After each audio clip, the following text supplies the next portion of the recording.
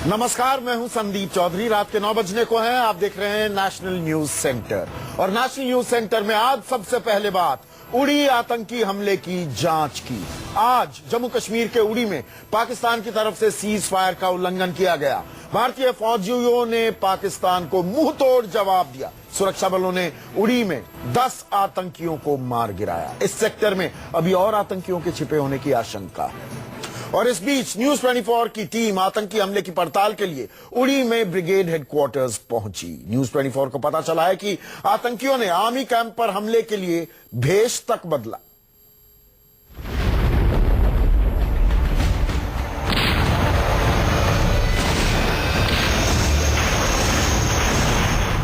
रविवार को उरी में आर्मी कैंप पर हुए इतने बड़े हमले के 3 दिन बाद भी इस इलाके में रह रहकर गोलियों की आवाज सुनाई दे रही है।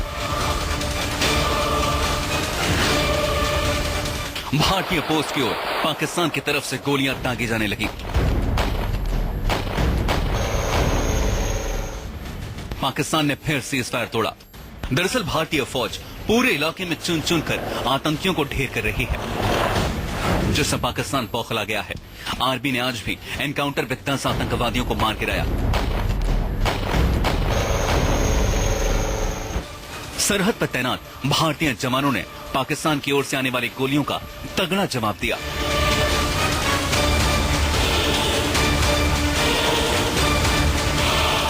उरी में न्यूज 24 की टीम लगातार आतंकी हमले की पड़ताल कर रही है। उरी में हुए आतंकी हमले की जांच के लिए एनआईए की टीम उरी पहुंच गई। उरी के 12 ब्रिगेड हेडक्वार्टर से सटे 10 डोगरा रेजिमेंट पर जहां पर हमला हुआ, ठीक वो जगह मैं आपको अब दिखाने वाला हूं।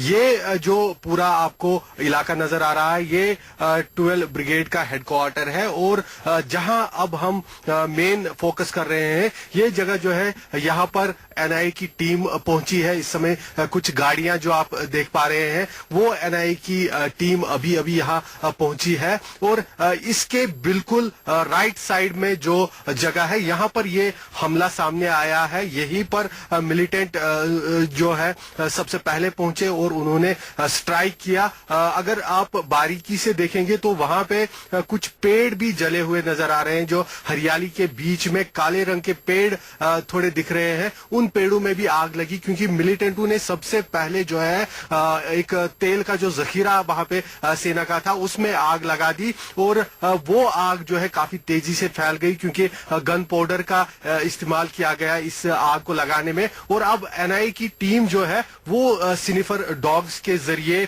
पूरा ये पता लगाने में लगी है कि आखिर मिलिटेंट कहां से वहां तक पहुंचे हैं। जो साथ में पहाड़ी नजर आ रही है, उसी से लगता है कि उसी पहाड़ी से होते हुए मिलिटेंट इस जगह पर ठीक पहुंचे हैं हमले को अंजाम देने के लिए। आतंकियों ने जब इस इलाके में हमला किया तो 3 घंटे तक लगातार गोली और बम की आवाज सुनाई देती रही। लेकिन जब उरी में ब्रिगेड हेडक्वार्टर के पास आग की ऊंची ऊंची लपटें उठने लगी और आसमान धुएं से भर गया, तब लोगों की समझ में आया कि बड़ा आतंकी हमला हुआ है।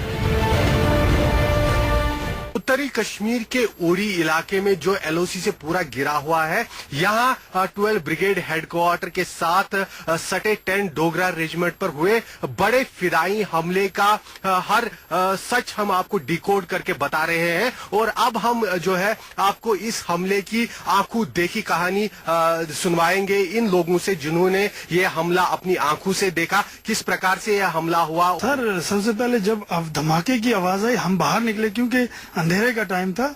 सुबह ये 4:30 बजे 4:45 के बीच में ऐसा वाक़ा हुआ। ये 12 इन्फेंट्री के बीचों बीच जो है कि जैसे ही धमाका हुआ वैसे ही आग लगी। आग लगने के कारण बहुत सारे धमाके हुए। इस कारण जब हम बाहर निकले, ये सामने बीच में जो 12 इन्फेंट्री जी उसके पास कहां पर आया? सामने बीच में सर, ये जो आपको पहाड़ी जंगल के साथ ही सटा ये इलाका है। तकरीबन एक बड़े धमाका जैसा होने की आवाज आ रही थी। हम परेशान हो गए, शायद कहीं आग लगी है। फिर देखा एकदम अचानक आग नमूदार हुई। पहले एक जगह हुई, फिर कुछ 1 घंटे के बाद आग दूसरी जगह नमूदार हुई आग। इस इलाके से सटा हुआ यहाँ पर सेना का फायरिंग रेंज भी है और इस फायरिंग रेंज पर हमेशा शाम को फायरिंग होती है। लेकिन आज जब सुबह जो फायरिंग का सिलसिला जब हमला हुआ उस समय सुबह का काफी समय था, तो कई सेना के जवानों को लगा शायद फायरिंग रेंज में आज सुबह सुबह प्रैक्टिस हो रही है, इस वजह से वो जल्दी से अलर्ट नहीं हुए और जो सेना के जवान टेंट्स में थे वो वहां पर ही रहे, सोए थे। और आग जो तेल में लगी थी उस आग ने टेंट्स को भी अपने लपेटे में ले लिया और ज्यादा सेना को यहां पर नुकसान जान का भी उठाना पड़ा। आतंकियों ने अपने ऑपरेशन को अंजाम देने के लिए पूरी तैयारी की थी। आतंकियों को खास तौर से भेष बदलने की ट्रेनिंग दी गई थी। सूत्रों से न्यूज 24 को मिली जानकारी के मुताबिक उरी आर्मी कैंप पर हमले के लिए आतंकवादियों ने फौजियों की तरह अपना गेटअप बना लिया था, जिससे उन्हें आसानी से पहचाना न जा सके। न्यूज 24 को सूत्रों से मिली जानकारी के अनुसार हमले से ठीक पहले जैश के इन फिदाई मिलिटेंटों ने खुद को पूरी तरह से सेना के रंग में रंग लिया। इन्होंने सेना की तरह ही छोटे बाल रखे, क्लीन शेव की और कमबैक ड्रेस पहना और उसके बाद इस बड़े फिदाई हमले को अंजाम दिया, ताकि कैंप में दाखिल होते समय अगर इन्हें कोई देखे भी तो सेना का जवान ही समझे। मारे गए आतंकियों की आर्मी जवानों जैसे कॉम्बैट ड्रेस, छोटे बाल और क्लीन शेव साफ इशारा करते हैं कि मिशन कश्मीर पर भेजने पर पहले इन्हें फौजी तरीकों की पाकिस्तान में कड़ी ट्रेनिंग दी गई थी। आतंकियों ने आर्मी कैंप में आग लगाने के लिए भी खास तैयारी की थी। न्यूज 24 को सूत्रों से मिली जानकारी के अनुसार 12 ब्रिगेड पर हुए इस हमले के दौरान जो जैश के फिदाई मिलिटेंटों ने यहां गन पाउडर का इस्तेमाल किया, वो आग को पूरी तरह से भड़काने के लिए, आग जल्दी से लगे इसके लिए इस्तेमाल किया गया, क्योंकि मिलिटेंटों को पता था कि अंदर जो है टेंटों में जवान बैठे हुए हैं और साथ ही तेल का जखीरा यहां मौजूद है। इसके चलते मिलिटेंटों ने गन पाउडर के जरिए पूरे इलाके में आग जल्दी से लगा दी और अब एनआईए की टीम जो है वो गन पाउडर के सैंपल ले रहे हैं और इसकी छानबीन की जा रही है कि मिलिटेंटों ने पहली बार इस तरह से गन पाउडर का इस्तेमाल करके कैसे बड़े साजिश को यहां पर अंजाम देने की कोशिश की।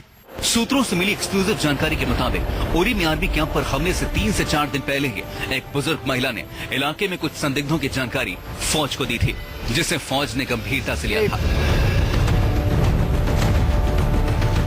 न्यूज 24 को सूत्रों से मिली एक्सक्लूसिव जानकारी के अनुसार एक बूढ़ी महिला ने 4 संदिग्ध मिलिटेंटों को कुछ दिन पहले ही इस इलाके में देखा था और इसकी खबर सेना को दी थी।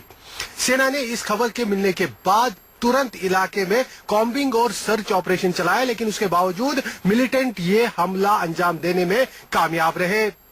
कैमरामैन हुसैन के साथ आसिफ साफूरी, न्यूज 24।